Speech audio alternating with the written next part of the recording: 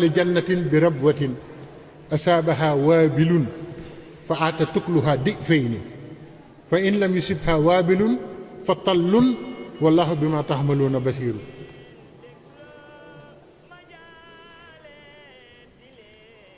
léegi addiye kon day tax a texe wa ulil maqaam.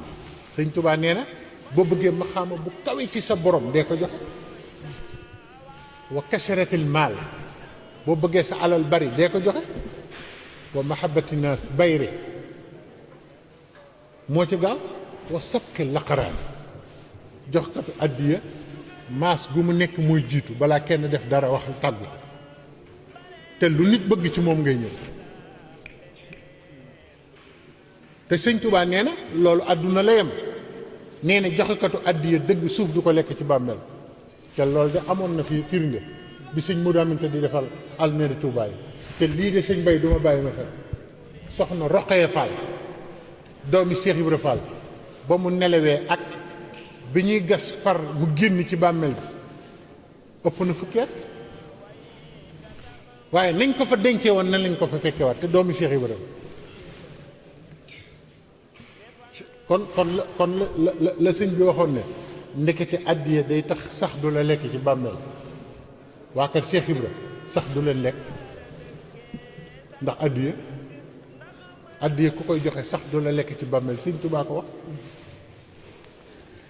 xanaa xamuloo ne nit ku bokk ci askan wu fooyooy nii ku kenn xamul ay maamam kenn xamul ak lu baax ci moom démb ak tey kooku mën naa dem ba bokk ci askan yi gën a mag bokk ci ñi gën a sell ñu boole ko ci seen biir ndax àddiya. waxuma maye de waxuma maye àddiya laay wax na leer nag waxtaanuma ci maye. maye moom leneen la saraxe leneen la hadiya laay wax li sëriñ bi àndi.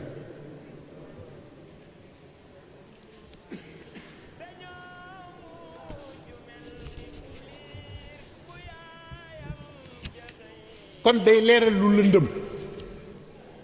gis nga fi mu nekk ni tey ma jox leen benn xalaat gi nga saa bu la daree ba listixaar yi gaa yi def addiyaa ko gën a gaaw.